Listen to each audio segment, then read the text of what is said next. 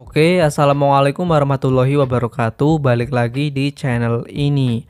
2 bulan yang lalu saya telah membeli Sony Xperia One dan saya juga telah membuat video reviewnya yang kalian bisa tonton setelah melihat video ini dengan link yang ada di deskripsi. Selanjutnya di video ini saya akan membagikan beberapa masalah, kendala, atau kekurangan yang saya temui dan rasakan di Sony Xperia One setelah pemakaian yang cukup lama. Dan jika kalian mengalami masalah lain, kalian juga boleh menambahkan di kolom komentar supaya bisa menjadi pertimbangan buat yang mau beli Sony Xperia One di tahun 2022. Dan disclaimer, mungkin masalah yang saya rasakan tidak terjadi pada semua unit, karena unit yang saya beli itu adalah unit bekas dan mungkin kondisinya itu berbeda-beda. Dan beberapa kekurangan juga mungkin tidak akan ditemukan atau tidak dirasakan oleh semua orang karena pola pemakaiannya itu yang berbeda-beda. Karena video ini adalah berdasarkan opini saya pribadi. Dan tanpa berlama-lama langsung kita ke inti pembahasannya aja. Masalah pertama yang saya rasakan adalah dari desain.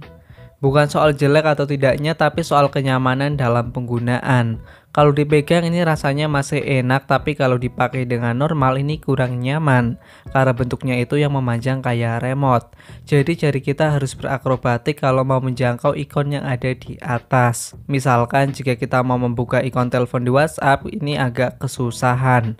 Apalagi kalau jari kita kecil, ini nggak nyaman sama sekali.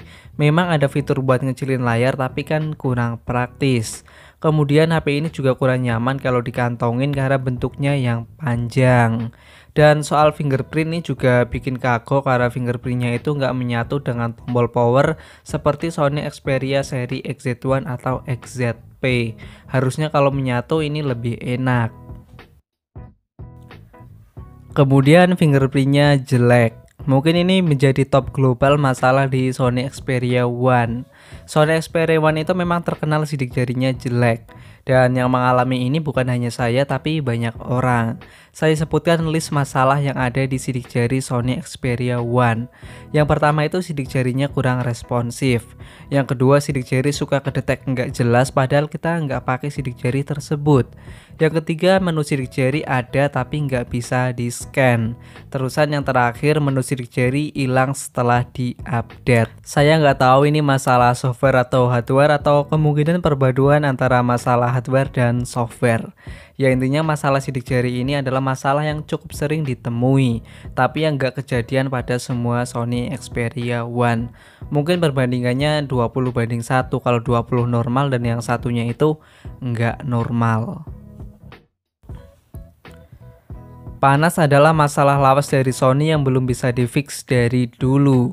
Mungkin mereka belum menemukan cara membuat cooling system yang bagus. Dan masalah ini lumayan bikin kita kurang nyaman dalam bermain game karena bisa menurunkan performa atau membuat HP menjadi lambat. Dan jika udah panas, ada juga beberapa aplikasi yang nggak bisa dibuka. Selain itu, jika kita membuka kamera dalam waktu yang lama juga akan membuat kamera ke-close karena panasnya. Dan jika kalian ingin membeli HP ini untuk bermain game, mending kalian siapin dana lebih buat beli kipas agar lebih nyaman.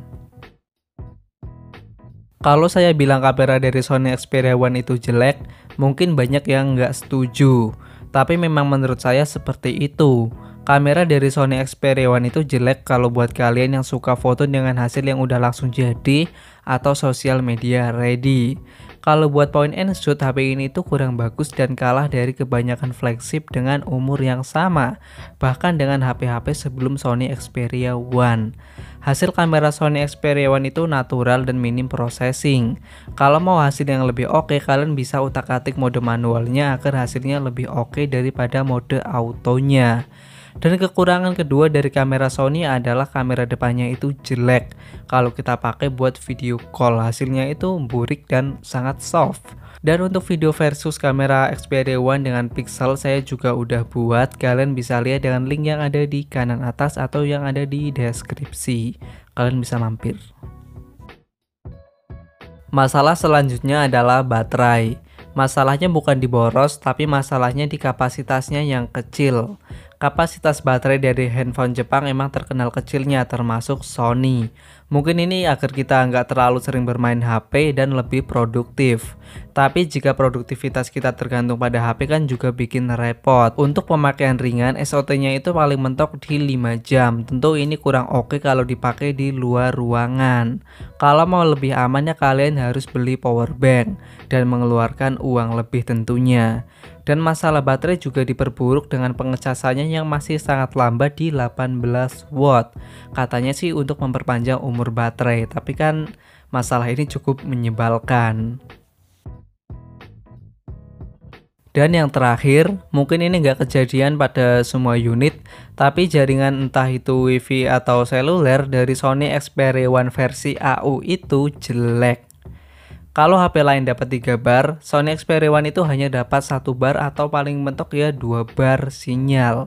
Selain itu, kadang jaringan WiFi juga suka terputus tanpa sebab.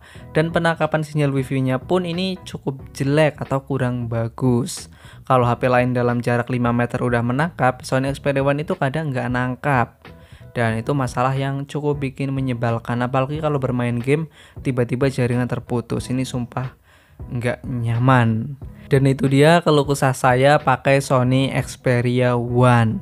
Saya nggak bermaksud menjelek-jelekan atau merosting HP ini, karena saya juga pengguna Sony dari 5 tahun yang lalu. Bahkan bisa dikatakan saya termasuk fanboy. Tapi saya fanboy yang waras dan nggak terlalu fanatik. Mungkin videonya sekian aja dari saya, dan jika kalian mempunyai masalah kalian juga bisa menambahkan di kolom komentar agar bisa menjadi referensi buat yang mau beli. Sekian dari saya, jangan lupa like, komen, dan subscribe-nya. Terima kasih. Wassalamualaikum warahmatullahi wabarakatuh. Oke.